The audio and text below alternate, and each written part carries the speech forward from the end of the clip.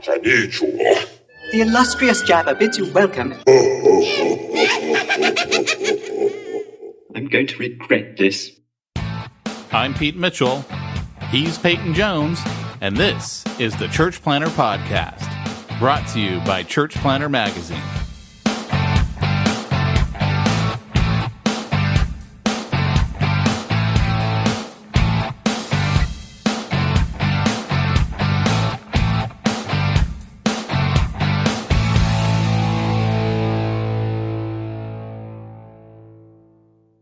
Today's episode of the podcast is sponsored by Portable Church Industries over at portableChurch.com. So I'm getting ready to plant a church again. And here's the deal. The most valuable resource you have is people.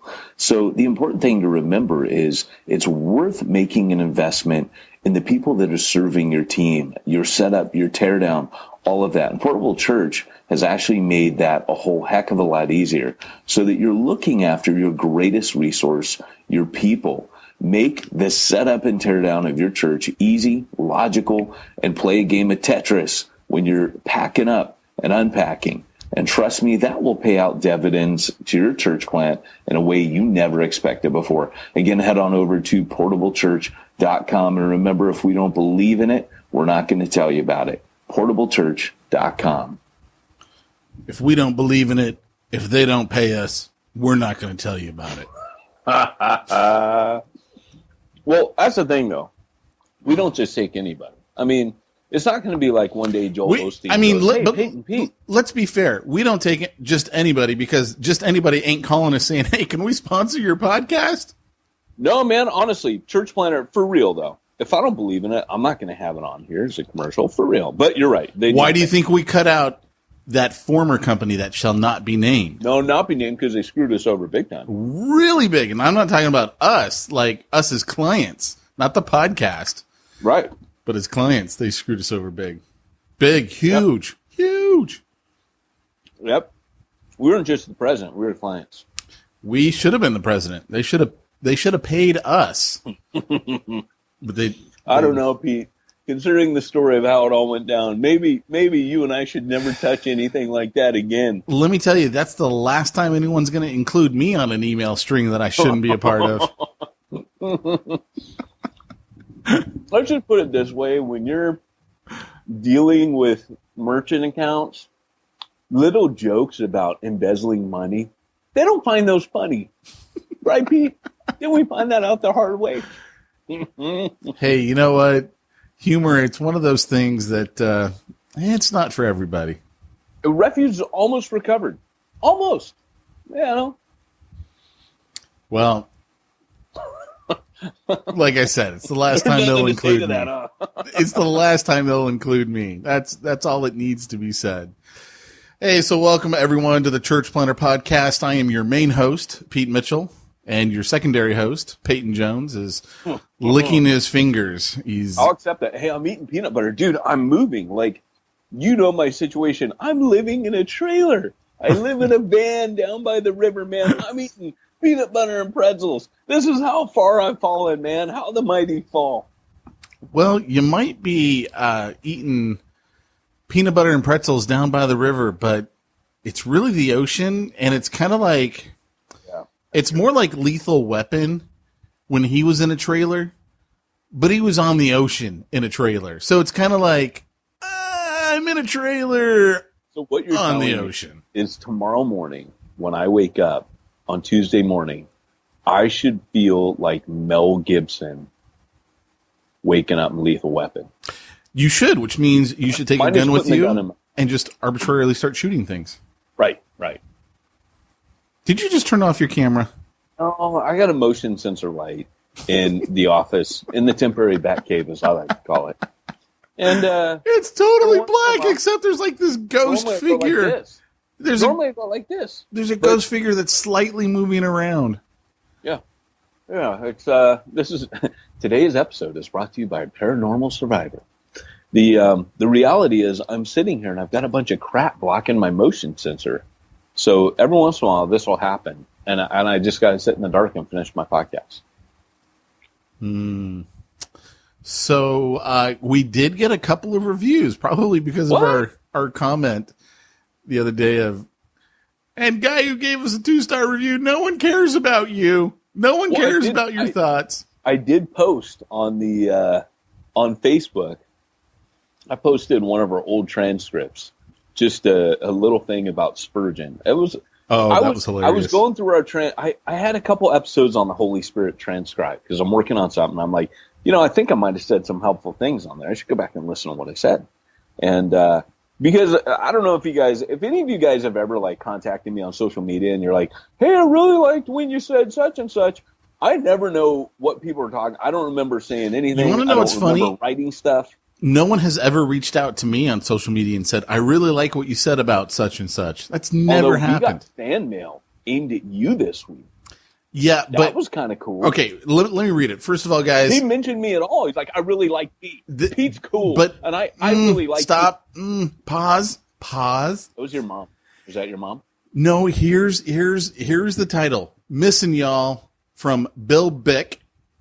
I've been listening since 2015. Started with hardcore church planning. Been listening to your first few episodes over the last week. Pete, you the man. Your podcast has been a shield in my armor. Thank you. My first thought was, wow, he really can't tell the voices between you and me, because that was clearly a mistake. Oh, no. So the one piece of fan mail you get was actually for me. It was for you. You just got us backwards. Yeah. We got another one. I just sent it over to you this morning, so I don't know if you had a chance to read it. It's called Love Everything About CPP. This is from, looks like Rainsmith. I love everything about Church Planter Podcast. I like how it starts off with smack talk. Church planting and life in general is hard and tedious, and it's so refreshing to start off every episode with Seinfeld-type conversation. So, in other words, which means about nothing. This is dating. Everything. This is dating someone. Can you believe it? That's dating someone. To like 20 years, man. Seinfeld, yeah. On that note, squirrel. Nice. Watched last night. Jerry Seinfeld's, and I've been watching. I love this show. Comedians in Cars Getting Coffee. Oh yeah, I've seen them. And all. he had Zach Galifianakis on there. Yeah, and he does that Between Two Ferns. Yeah. The best thing about this episode is at the end they do an episode of Between Two Ferns. And he literally gets up there and starts ripping on Jerry about how, your show was big back when Counting Crows were really big too. And he's just saying all these subtle digs, and it is the funniest stinking thing. Yeah, it was pretty good. Yeah. So anyway, back to our review here. It makes me feel like I have two friends in a time in my life when I'm finding building friendships hard, which I'm like, church planner. By the way, I especially love hearing the Nana clip. Cracks me up every time. Oh, yeah. I also love the practicalness of the church planting talks. I've been in full-time ministry for 20 years as a youth pastor. I'm feeling the call to plant out in our city. The church I was planting from recently pulled the plug on the plant and financing it. Boy, does that sound familiar to anybody? And pushed me out of my job after being there for 10 and a half years. After 150 people signed up to leave and start with us, it's been absolutely devastating. And it's felt like we were in a bad dream. Church Planter Podcast has given us some wonderful insight into the church planting world and has given us some incredible tools and strategies to use as well. Please keep doing what you're doing. And thank you for your love to the church planting community. That was a good review. I liked it. It made me feel warm and fuzzy. That's pretty good, man. Yeah. And if you don't know what he's talking about when we say Nana, here's what he's talking about. I'm sorry, Mr. Paul Mitchell. I've dialed the wrong number. I'm trying to reach a granddaughter. Bye-bye. Oh, but that's Nana light. I want heavy Nana. You want full Bring Nana? Me some heavy Nana. Here's full Nana. Hello. I'm sorry. I'm a grandma and I dialed the number wrong, honey. I was looking for my granddaughter. I'll try the number again. Sorry. Thank you. If this is your Nana, why aren't you calling her back, granddaughter? Why are you making Granny misdial? Oh, she sounds like the greatest person in the world. Absolutely. And you should get her an Alexa or something, so she can just, Alexa, call. Maybe her name sounds like Paul Mitchell. Yeah, who knows? I love that you're Paul. It's probably Paul Mitchell. Yeah, Paul Mitchell. And I love that she goes, I'm sorry, I'm a grandma. That's her thing. It's almost like her calling card, her title, her reason, her excuse, her apology, all rolled up into one. Wouldn't you love to like be misdialing people and all of a sudden it shows up on a radio show somewhere or like this, a podcast, or I don't know. I just think it's cool. Well, here's the thing is, I just love the fact that you record these and you keep them and you put them on here, because most people wouldn't have done that. They were great. I mean, that's the reason they were great. I was like, how can I not put these on the podcast? Oh, it's great, man. But I got to tell you, that transcript of our episodes that we've done before, that was pretty. And I had 2 of them, and I'm working through them going, these are hilarious, man. Yeah. You know, they weren't that, I always think like we must have run out of air at some point, probably did. But listen to those. I was like, man, those are good. And by the way, this is going to be a rough one for me, just being totally honest. Today, we have this thing about afternoon podcasts being hard. I'm afraid that this next couple weeks, as long as I'm living in a trailer, are probably going to be like afternoon podcasts for me. I've been thinking about this. One, I think you're undershooting the mark there with next couple of weeks living in a trailer. I think it's going to be much longer than that. Secondly, you know how you call me your richest friend? Yeah. I was thinking about this. Here's, I think, a more accurate way to describe it. I have a greater monthly income than you, but I believe you are actually richer than me. Like, if you looked at our balance sheets, because I know where you live, and I know the size of your property, I know that you are actually way richer than me. I'm just saying. I'm just throwing it out there. Wow. Yeah. I hadn't thought about that. Dude, if we were to compare balance sheets, you are significantly more wealthy than me. Just let me know when you need some help. I'm always here for you. I will. So now you can stop calling me your richest friend. Okay. I am my richest friend. It's funny.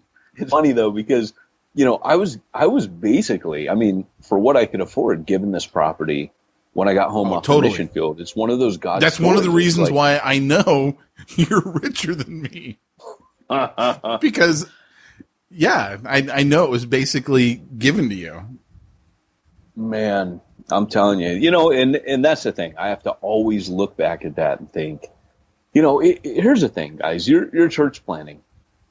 And remember, like in the scripture where it says, Paul says, don't become weary in doing good, for we will reap a reward if we do not lose heart. And here's the thing. I can't tell you, like, I was 12 years in the mission field. I would be overseas. And I know church planners, a lot of you guys feel this way. I'd be overseas. And all the guys I graduated high school for, first off, I went and got a nursing degree. They all went to work for like computer companies or whatever, straight out of high school, driving forklifts, becoming salesmen, becoming software salesmen, whatever it is, working in admin. And they made good money. They stayed the same company and what have you. And here I am. I'm overseas and I have no money. I'm living on support. I'm eating literally eggs, potatoes, beans out of a can, and toast. Oh, you had cans? You're so much richer than me. Dude, I'm telling you, like, I dropped so much weight because I didn't eat a lot. Enter and I we were struggling, man. And we didn't think of it like that. We thought we were doing, we were having the time of our life, man. It wasn't like we were sitting there going, oh, we're so poor. We're like, hey, we're living the dream, man. We're out here, we're evangelizing. It was rad. And then, we ended up, but I would sometimes wonder, because we couldn't have kids. So it was at that point yet where, that hadn't kicked in yet. I think when that kicks in and you start getting the, I got to care for kids now, like that changes things. But at that time, we were kind of like, we're living this great adventure. But I would sometimes think at the end of my life, am I going to have anything? And and it was a daily walk of faith. It was a daily trusting exercise. Like, I have to literally trust God minute by minute, day by day, year by year, decade by decade, because at the end of my life, I'm not going to have retirement because I don't make enough. I mean, the government would, they would just every year go, you don't even make enough for us to tax you. You're good. Like, I would come back and my mission board would be like, hey man, you live below poverty level. You would be poverty level in the States. And, but the idea was I would sometimes have these conversations with God, like, hey Lord, you see, I mean, I've left, father, mother, lands, country, all these things. And all I can say is that when we got home, like, that was one of many things that happened when we got back here, because living here is expensive, but this was home. But we had a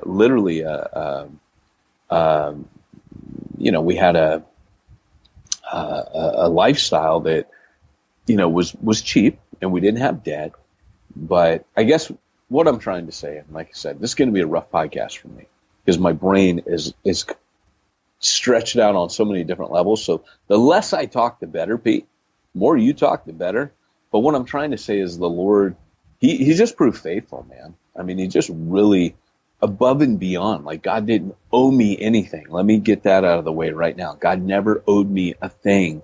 But I mean, I always opted for mission over finances. Always opted the gospel over funding. And I never had funding. Never had church planter funding.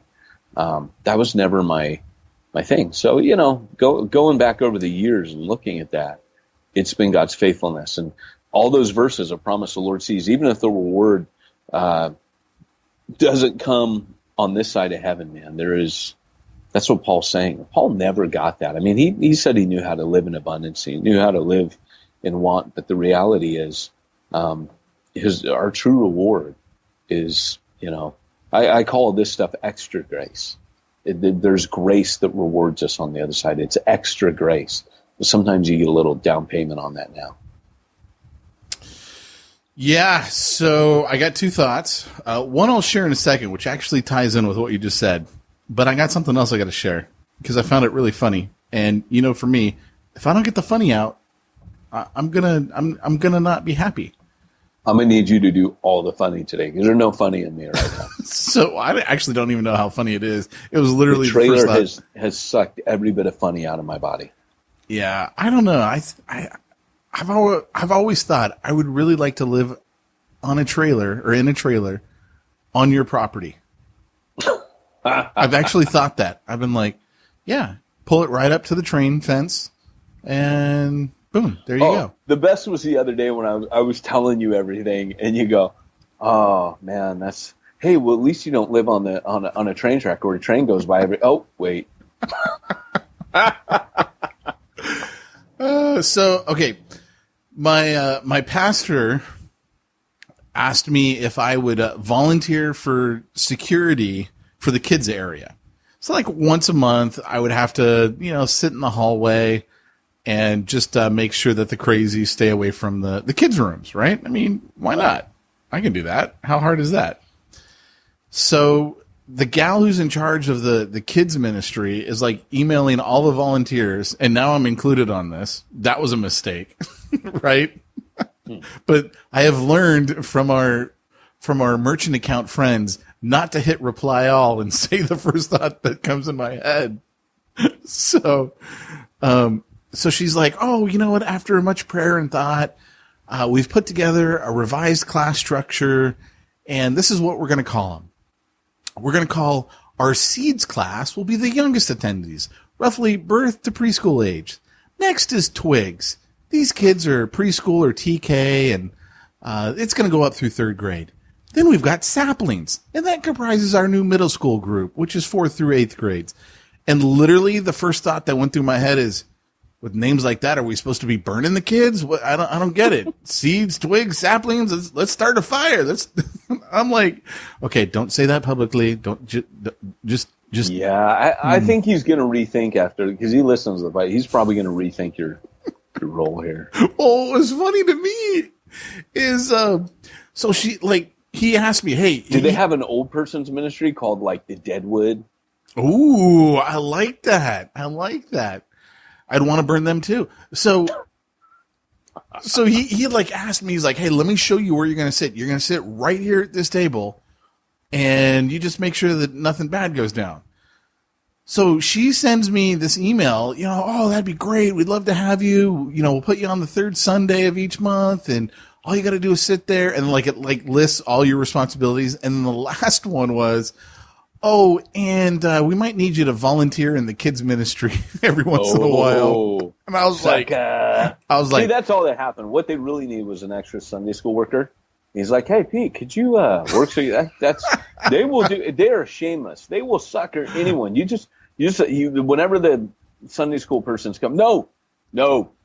Hey, all I got to say is that one line right there. That's a deal breaker. Oh my gosh. She's like, we can talk Sunday after church. I'm like, great. Sunday after church. I'm going to tell you, by the way, if you want to ruin your kids, you're going to stick me in a room with them.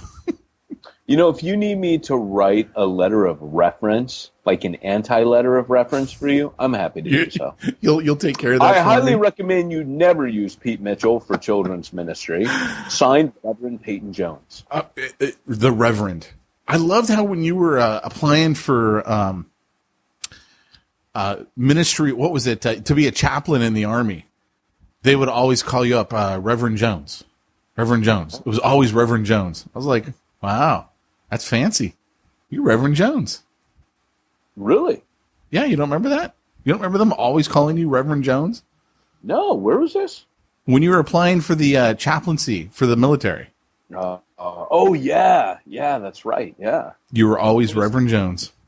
That was pretty cool, man. I got to say that whole experience was, some of you guys know this. I was going to plant in Oceanside, and I thought, hey, I'm now too old to do that. How weird is that? Yeah, I know. That was 3 years ago. I was just turning 42, which is the cutoff, and I was applying to become a naval chaplain because I thought if I'm in a church plant in this area, I got a Navy base, a Marine base, and an Air Force base, so I'm going to be a chaplain here, and it was cool, man. There was a lot. I had to do a lot. I was going to try and enlist to be an assistant chaplain, and that's the guy that acts as your bodyguard. You don't want that job. I was like, dude, I'll be your bodyguard. This will be great. He carries a gun for you. I know. Cannot carry a firearm. I'm already carrying a firearm, so why don't I just do it for you? Yeah. Well, that's it. He's like your shield bearer. You could be my Jonathan. Exactly. Oh, actually, Jonathan had the shield bearer. Read your Bible, Jones, Reverend Jones. Well, yeah. Anyway. And then he's not talked about much.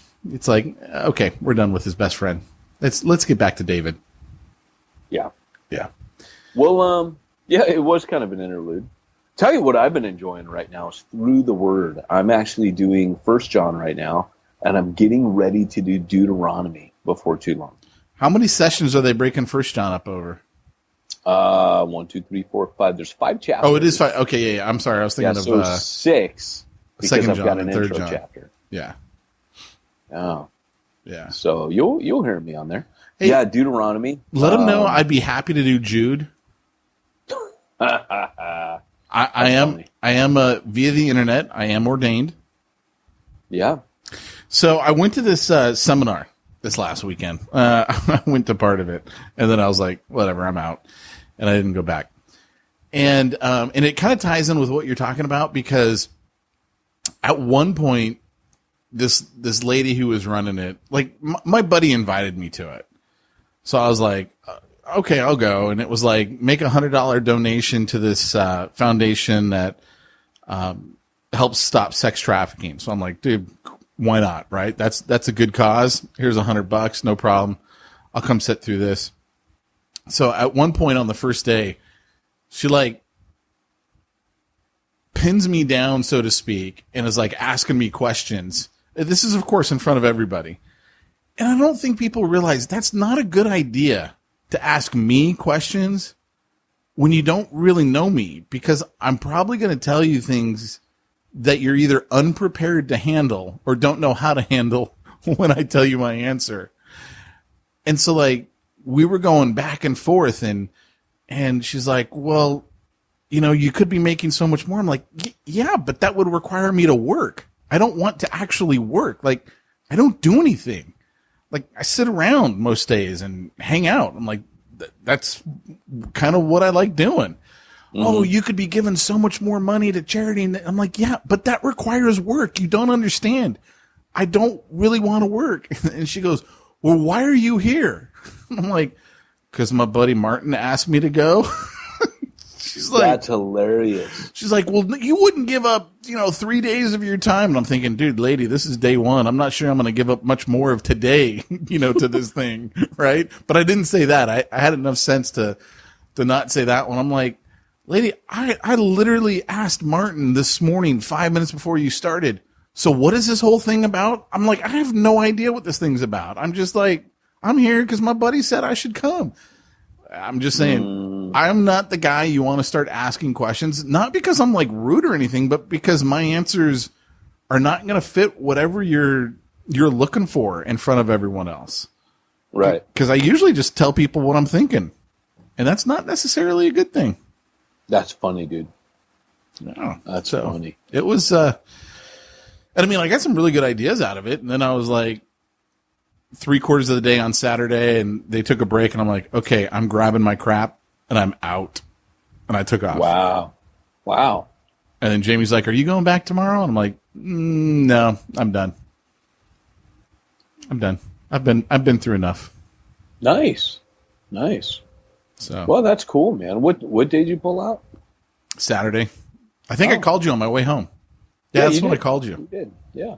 That's right. We had a right little shindig. I couldn't believe you took my call on a Saturday afternoon. You never take my calls. Man, it was sad because Andrea was like, she had just crashed out in the seat next to me. We had just in the stifling heat set up the trailer. Oh. And, yeah, and I think emotionally stuff like that just takes a toll on you. Dude, I'm Debbie Downer today. I'm just being honest. Like, it's just wah wah wah. By the way, do you ever watch that on Saturday Night Live? I don't watch Saturday Night Live. I don't either, but I will watch a Debbie Downer clip, and here's why. Almost every time they do it, the girl who's Debbie Downer cannot stop laughing. She makes everyone laugh, and they can't get through that skit without someone breaking character and laughing. Really? And that, to me, that's worth the price of admission. Yeah, it's hilarious. I know. That's the funniest part about it, is them trying not to laugh in the middle of it. Yeah. So, but yeah, hey, so that kind of goes, I think, with what I want to talk about today, and that is just being emotionally worn out. I think a lot of church planners, they get to the point where, like, for example, I met with a church planner this week, and predictably, he had just gone through his second year, which I will tell all church planners that is the suckiest time as a church planner. The reason why, just a reminder for you guys, the reason why is normally in the first year, everybody's gung-ho. They're going to change the world. It's going to be the next Mark Driscoll. You're going to be, everybody's going to be on staff. Everybody's going to be laughing and partying. It's going to be amazing. And it's all, jelly beans, unicorns, and rainbows. And then real life hits, like a Mack truck, and you suddenly realize about 6 months into it, 9 months into it, it's usually about 9 months after launch, you kind of realize, like, hey, this isn't like the fairy tale church planner book I read. This is not, there's no Glinda the Good Witch of church planning coming and waving the magic wand on my church plant. There's not thousands of people coming here, and we don't have money. And in fact, the opposite. People are leaving now because they're disenchanted, because they're realizing what I'm realizing, and that is, this isn't like, we're not riding some big wave. Like, remember when the disciples get all excited and they, whoa, the crowd swell, and Jesus quickly just goes, eat my flesh and drink my blood, and everybody takes off. Jesus is like, I'm not having any of this crowd swell stuff. I'm getting rid of it. I'm shutting it down. Eat my flesh and drink my blood. Here's some hard words. You want to follow me? eat my flesh, drink my blood. If you're ready to do that. And then he turns to his disciples and says, you guys ready to leave too? And church planners often feel like that, where it's like, man, like everybody's leaving. You look at your core team, they're like, you gonna take off? Well, Jesus wasn't, it's not like he was, I think with us, we're often, a little maybe bewildered and befuddled, but for Jesus, he was like, hey, I'm exactly where I need to be, because I know where the story ends. It ends with me getting nailed to a cross and whipped and abandoned by all my friends. So I know where this story is going. So, the crowd means nothing to me.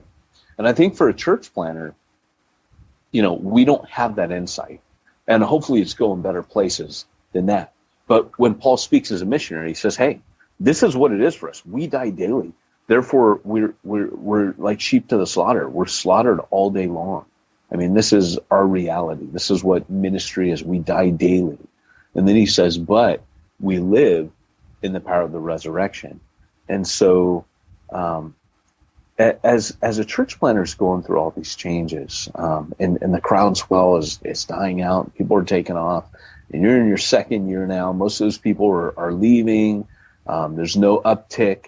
You have to either raise the white flag and surrender at that point, which, let me just back off and say, I don't know why that would be the case. Like, were numbers the metric? No matter how much we say they're not, it's still what's celebrated. If I tell you what I'm doing and you say how many people, and I tell you there's 30, 40 people, you're going to feel sorry for me. Even if you say it's not about the numbers, you're still going to make a value-based judgment on that. And then if I say it's 2,000 and we're at 6 months in, you're going to be like, whoa! Well, it says nothing about the quality of what I'm doing. In fact, if I've grown that quickly, my personal belief is it's all people from other churches. I just had a great advertising campaign. I think real church planning is a slow win. There's only one time in the book of Acts that you see actually twice, a sudden groundswell in a church. One is called Pentecost in Jerusalem. The other one is Ephesus. And Ephesus was like an outpouring of the Spirit, just like at Pentecost. It says that they burned their witchcraft books, or it started off with a riot, though. It didn't start well. It ended well, but it didn't start well. And so when you're looking at all this, there's a lot of ups and downs in church planning. And I think it's kind of like my life right now. There's a lot of ups and downs. And you and I talked about it, Pete, this morning. And I was like, it sucks, but my life fell apart. I'm getting ready to church plant. Of course my life fell apart. This is what happens. This isn't my first rodeo. I know what this is. I've been here before. And this isn't even the worst I've had. The worst I've had was, infertility, years ago, being told that we could never birth children. I mean, it doesn't get much worse than that. Most things in life you can fix. Most things you can bounce back from. That was quite a blow. And see, that's what's funny to me. That's where I can really see the differences between the two of us. Yes. Because I'd be like, that's a godsend. In fact, I remember having that conversation with Jamie because it took us a while to get pregnant with Luke. And I was like, hey. You felt like you were winning something. I was like, look, if God's not giving me a kid, I don't think I should be having kids. Like, that right. I remember distinctly saying that to Jamie. I was like, hey, you know what? Let's just be straight. But in all honesty, though, I get what you're saying, and I do think there's validity in the fact that it's different for us as dudes than it is for women, because women, it's something that happens in your body. You sure. Give birth, you create sure. that life inside yourself, and it's one with you, and it's different. It's like a rite of passage for a woman, the whole experience, the life cycle. And for me, watching my wife's heart break as she realized she would never experience that as a woman, I think that was hard. That was, to be honest, that was the point I got mad at God. I can't say that I was mad at God about a lot of things. I got mad at God when I got kicked in the teeth. And by the way, this is about emotionally so this fits. It may seem like a tangent, but I remember being mad. was like, that's enough, God. That's enough. I was mad. And it's kind of like where you feel like, and, hindsight, I mean, we would not change a thing in the sense that, sure, it'd be great if we could have physically born ours, but that was not God's plan. God built our family the way he built it. And we love our family. We would not change for any other experience the family we have today. That I can say with absolute 100% certainty. But at the time, for me as a dude, I wasn't going through the same pain.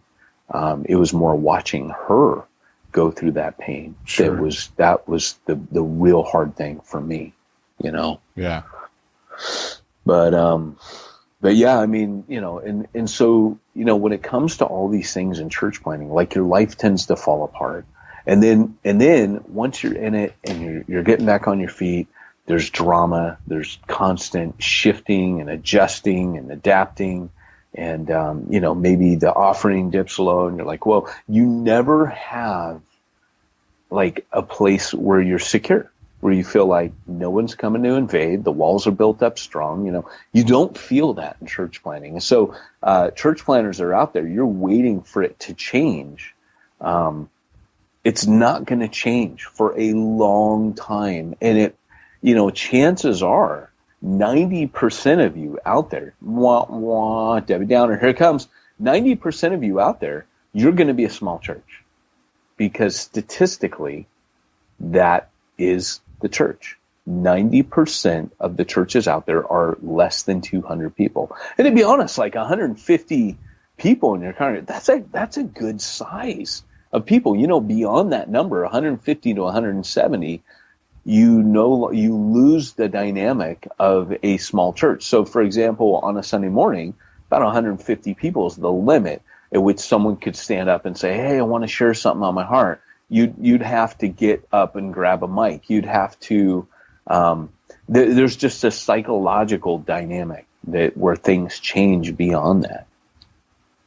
And I personally don't believe that the early church in Jerusalem, that all those people that came to faith on that first day, that they probably ever really met in the same place at the same time again. We don't have any record of that.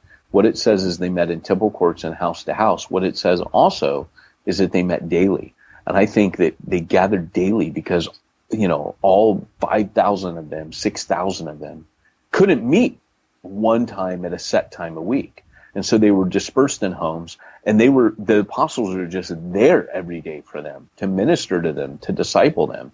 But I don't think they had this ginormous 6,000 person crowd. I think they just were like, look, we'll be here at the time of prayer, which Acts 4 goes on to tell you that that's when they typically went up there. There was a rhythm to when the apostles would be there.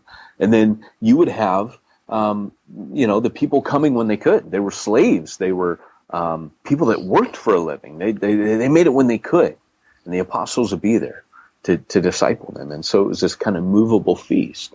And so when you're like, hey man, I can't wait till we've arrived, we're secure, it's just not probably realistic. And so for church planners, I think sometimes we get in and we start feeling like this is harder than I thought. It's taking longer than what I thought. And I'm not as strong as I thought. Mm. Yeah, I could see that. In fact, I remember you and I went to a conference years and years ago. I mean, we might have just started the magazine. I'm not even sure. But I remember we were talking to this one church planner there. And he was like, yeah, I got the church plant up to about 40 people, and then after like a year and a half, I got burnt out, and I just closed the whole thing down and moved on. And I remember hearing that. I was like, one, totally get it, right? Totally get the burnout, because it drains you, takes everything out of you.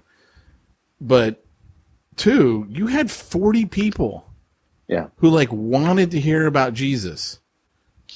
And you were meeting on the beach every Sunday. Why didn't you turn it over to someone else? Right. I mean, like, how many seminaries are there right now where there are guys in there who would love to step in and take over a 40-person church? Yeah. Like, yeah, I know there's no money, but see, they haven't had, we used to make the joke that when you graduate high school, June is when you're going to light the world on fire, and July is when you're wondering if your matches are wet. And it's kind of like, it is the same. Yeah. Yeah. So guys who are still in seminary, they're still like, oh, I'm going to light the world on fire. And you're at the point where, hey, are my matches wet? Well, turn it over to someone else then.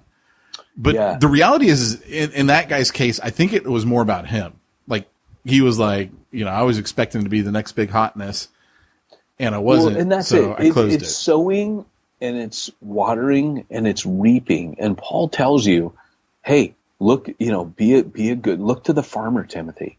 This is hard work, man. You talk to any farmer, that dude's up at 4 a.m. He's out there working hard.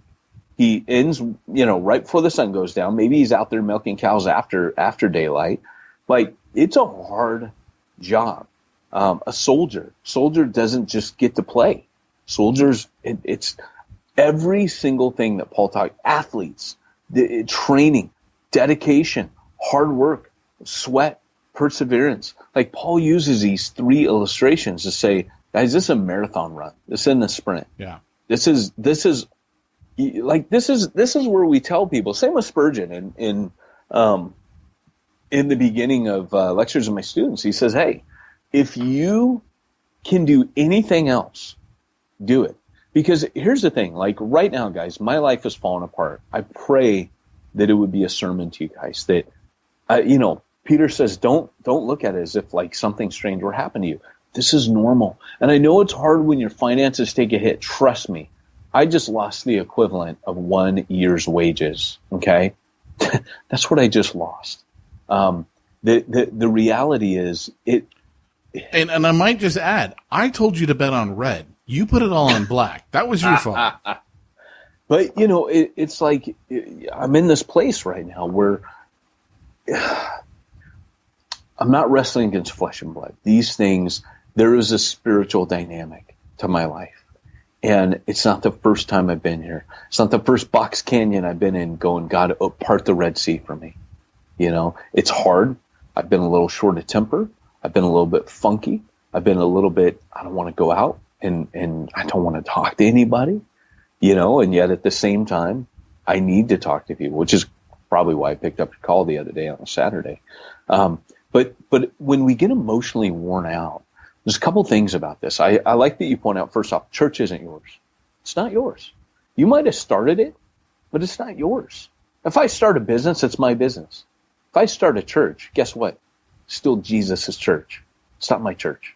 So I don't get to fold it down. I don't get to shut it down unless it's so inherently sick and my leadership has been poor or, there are other things. I don't mean to say that, oversimplistically, but there are times where you're like, okay, this should not continue and we have to shut it down. Sure, fine, get that. But unless that's there, if what you're doing is you're shutting it down because you're too worn out, like Pete said, there are others. There are other people. And part of the reason that I think a lot of guys shut down and get worn out is they try to do too much themselves. Whereas Jesus, the first thing he does is he sets up a team of 12.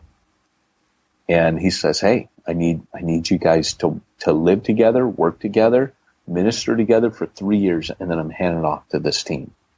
It's team. Always in the scripture, it's team. I could not make it as a bivocational minister unless I were a team. And I know we say this. We've been saying this a lot recently, but I really want guys to get this. If your team is faulty, do not start a church. If your team is not strong, do not start a church. Do not do it because it's not going to end well, because you can't build your team after you've planted the church very well because you've got so many different things you needed the team for, right? I mean, trying to start a team then is almost kind of like building your engine in a car that you've rolled down a hill, right? It's just not a good idea. Or trying to what did they say? Build the airplane while it's in the air. It's not good. So first off, team. And second off, one of the things that team will allow you to do is to take a sabbatical. So one of the guys in the New Breed Network, he has been, he's taken a sabbatical, and he's able to pull from New Breed and say, hey, can some of you guys from New Breed come on over and help me in my church plant right now? And sure enough, we're there, right? He has a team, but he needs a little bit extra help. And so there's a network there, but he's got a band of brothers around him to say, hey, we can help you out. Yes, you should take a sabbatical. And yes, you are more important than your church plant, and you need to do this. Does that make sense? Yeah, it makes a lot of sense. I would say that the taking a vacation is one of the best things you can do in business for your business. So I got to assume that it would be that same way, if not more, in a church. And it's so counterintuitive, right? Guys, very think, counterintuitive. Yeah. My church is going to struggle because, I'm not here. If your church is struggling because you're not here, you built it on the wrong foundation. Well, and it's what it comes down to is, okay, most people, I'm not talking about pastors who are listening to this because they'll be like, oh, I never thought of it that way. But most people, when they think of tithing, they think of it as I'm giving up something. I have now taken my income down by 10%. Right? They're seeing it as a loss. Right. Now, most pastors and I think most people who get it are like, no, dude, this is an investment. This is an investment back in the kingdom. This is giving back to God just a small portion of what he gave to me. Right. But it's a different mindset. So most people, when it comes to vacation, they're thinking this is 2 days out of my month or 3 days out of my month that I'm going to take off. And that's a subtraction from the church because I'm not going to be there to handle all the crazy calls and the chairs didn't get set up and the trailer got a flat tire and all that jazz, right? They're seeing it as a subtraction, and it's not. Because when you go, and by the way, guys, when you go on vacation, this is going to be the toughest thing in the world for you to do because it's tough for me, like really, really tough. But you might want to actually consider going without your smartphone because you just need to decompress. Just turn it all off. Hang out with the family. If you're going to someplace with a pool, like I remember one time, Jamie and I, we were so po, right? We were po. We were so po. We couldn't even afford the rest of the word. We were po. And like we went to San Juan Capistrano for like one night. All we could afford was one night at like a Motel 6 because we wanted a pool. We just wanted to be able to like go to a pool. I would just say that is valuable time. Like if you're with your family, if you've got kids, you got a spouse, whatever, just go be with them, have fun, and not worry about anything with the church. Like if you've got a leadership team, they'll figure it out. They don't need you to answer the phone. They will figure it out when you don't call them back. Right? They'll get it. And they're big boys and girls. They'll take care of it. Just take the time off. And then when I call you, still answer the stinking phone, Peyton. No, I'm just kidding. But I know. I'm kind of notorious for that. I screen call. But obviously I can't. I'm always going to call you back. But yeah, I mean, joking. I'm joking. And I think but I think that's a key. I think it's a key to how you do ministry too. I had a leader that I had to talk to and say, hey, you guys stop trying to be Jesus. Jesus is on call 24/7, but he's also immortal and omnipresent and omniscient and eternal, and you're not any of those things, So you got to stop trying to be Jesus. They call it the Jesus complex, where I have to save them all. I've been a firefighter, man. I can't save everybody. I've been a nurse. I can't save everybody. I have to have literally what's called triage, which is where you sort out what needs to be done, what can wait, right? What's critical and what's not. I'm not saying you always in ministry wait till things are critical, but sometimes when you get to that point, the critical thing is you. It's not anyone else. It's actually you are the critical thing. And maybe right then you need to have the absolute priority over and above everything else. Yeah. Yeah, I concur. I agree. Take time off. So anyways, you take time off, and also you need you need friends. You need people outside of your church plant. You need counseling. If you're going to take a sabbatical and you're struggling, what you need to do is you actually need to get a counselor, and you need to have someone you can talk to. And also, I would say friends. If you don't have support systems, if you and your wife don't have support systems, if you as an individual don't have, so if there's not friends you can talk to as a couple, you need that. If you don't have a counselor, you need that. If you don't have a friend or a group of friends that you as a dude can hang out with, or just go and be, for me, it'd be like being Peyton with. I'm not the pastor. I'm not this. I'm not that. I'm just Peyton's friend, right? I need to not have everybody look at me as a spiritual leader all the time in every scenario. And God didn't design life that way. I have different relationships to different people. To my kids, I'm a parent. To my spouse, I'm a husband. To my parents, I'm a son. To my boss, I'm an employee. I have different relationships and different expectations of who I am based on, these different roles that I have in my life. And sometimes I just need to be a friend to someone and they need to be a friend to me, right? With no church strings attached. And that helps me emotionally. You see that with David. That's why the Bible introduces David and Jonathan, because David had the Lord and he had the prophet, but he just needed a friend sometimes. He just needed Jonathan too, in the midst of going through this really hard time. And, I spent time when I bumped into Dustin the other day, your pastor, pretender. I ended up, at that time I was with my best friend, since second grade. And, we were getting ready to get out of the car. He goes, you know what the greatest miracle Jesus ever performed was? And I said, what? He goes, at the age of 33, he still had 12 friends. Yeah. And I was like, wow, that's both cynical and profound. And, and then he smirked and goes, that's a joke. Because I didn't laugh. I was like, wow. But the reality is that, friends, it's hard at our age. But, guys, pray for that. Like, you'll meet friends at cool places. My friends, I met Pete speaking at a church, and we formed a friendship. We didn't know we were going to be good friends, but or friends, maybe not good friends. Maybe the jury's still my friends don't usually. My friends don't usually think I'm a good friend. I don't think I am a good friend to many people, but yeah. I think it's because of my lifestyle. I think it's because I move around. And there are times where I would say, if I'm not church planning, I find it hard because that's where I find my community. So you would arguably say, Pete, when we were in refuge together, our friendship was tighter because I could be around you more, Oh, I actually don't think that at all. I knew you wouldn't.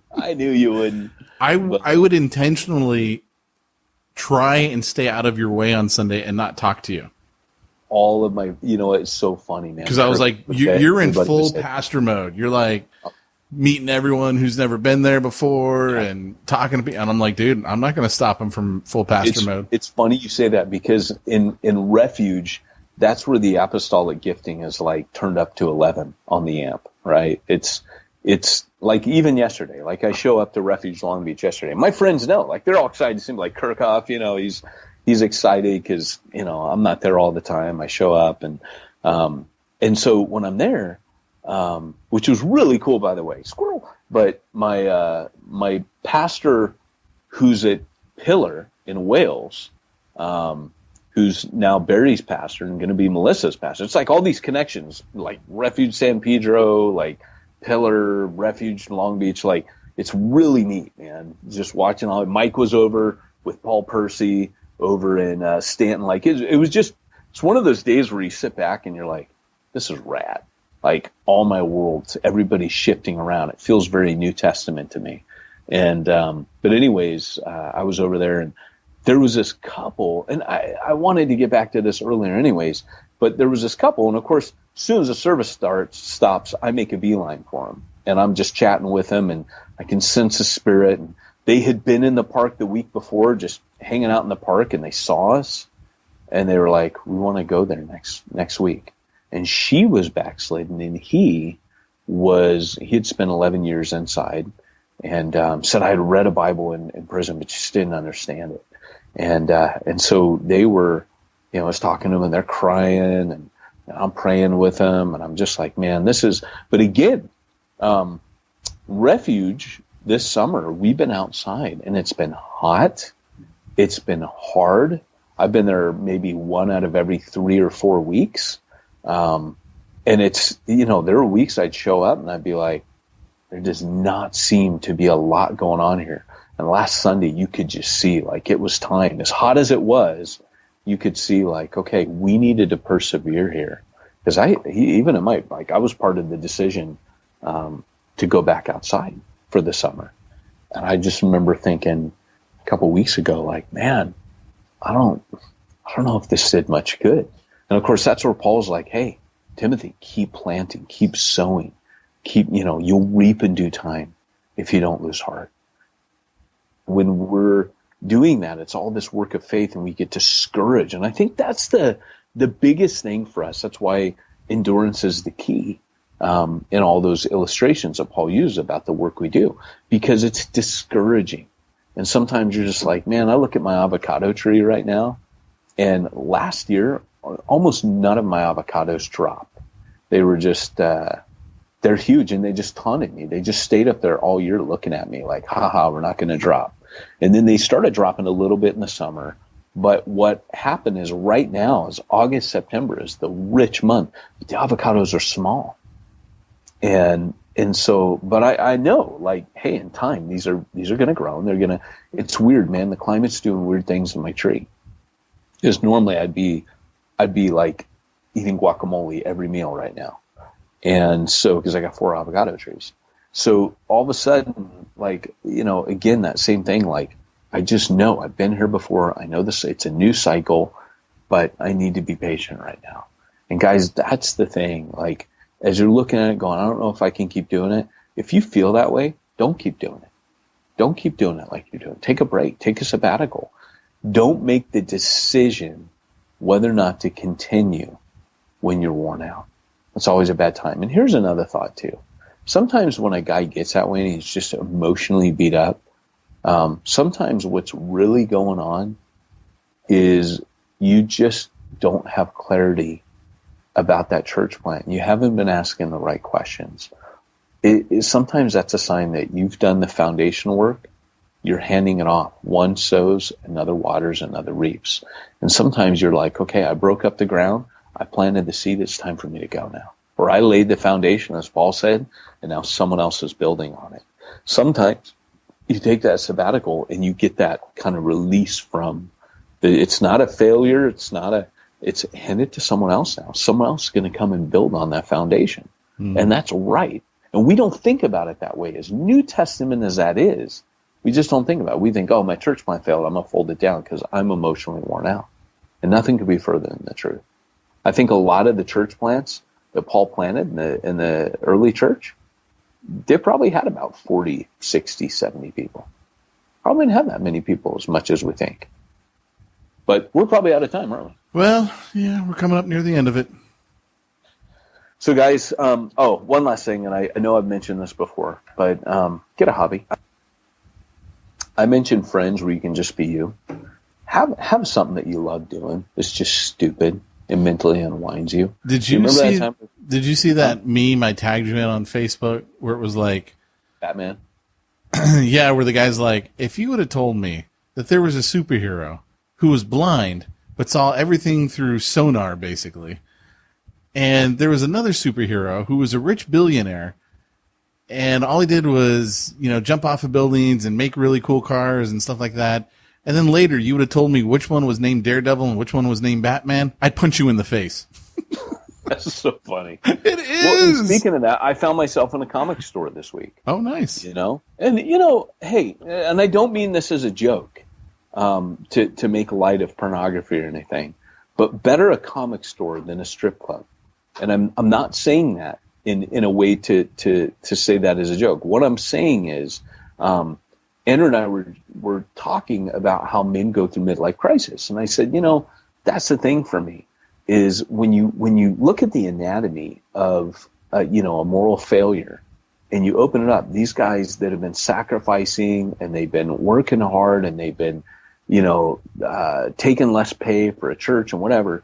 I believe that the psychology that happens is they've been sacrificing. Everybody's been calling on them. They've been serving everybody. They've been poured out. They've been making all the cuts.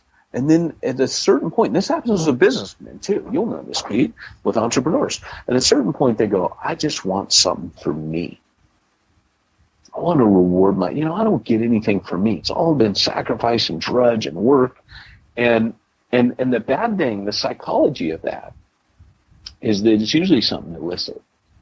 And Andrew and I were joking, and I go, midlife crisis time, I go, I think I'll just want, like a virtual reality or maybe a bigger TV or, another game box system or whatever. And we were just laughing because the things that I have learned to do over the years have been stupid things like that, where it's just, hey, I'm just going to go blow up some space aliens for a little bit. And that's going to be that's my time, man. That's me. I'm just going to go do that. It's stupid. It's brainless. But it's where my mind goes to relax and to unwind and to just, if I'm tied up in a tight knot, it's going to untie that knot. I'm going to relax mentally.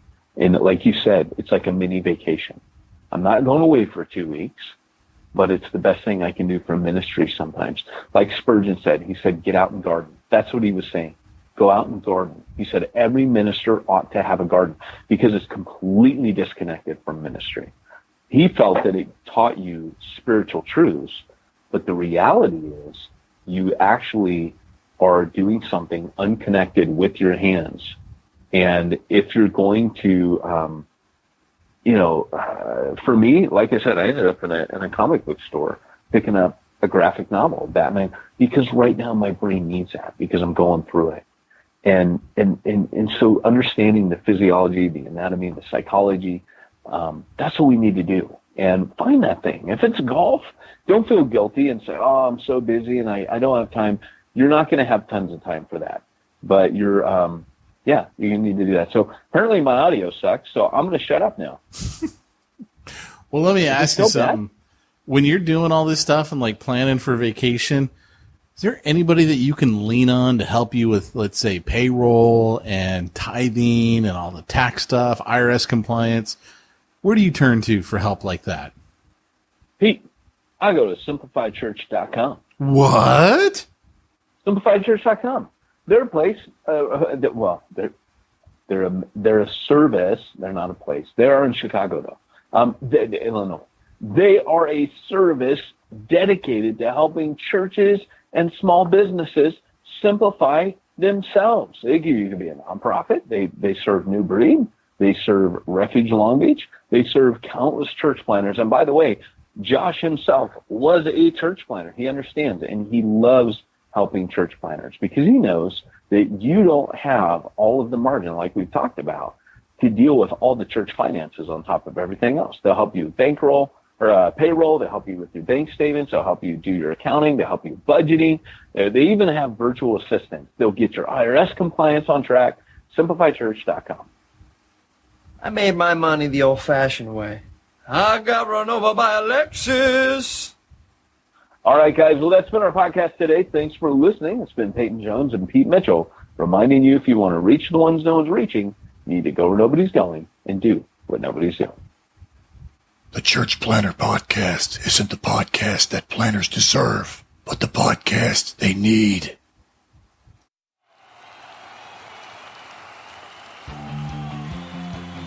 Thanks for joining us for another weekly episode of the Church Planter Podcast with Pete Mitchell and Peyton Jones. We'd love to hear your comments on this episode of the Church Planter Podcast.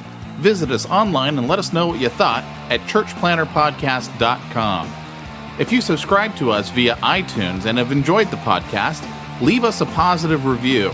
The more positive reviews we receive in iTunes, the more iTunes will promote us to other church planners who would benefit from this show. This podcast is brought to you by the Church Planter Magazine, which is available in the iTunes newsstand or online via churchplantermagazine.com.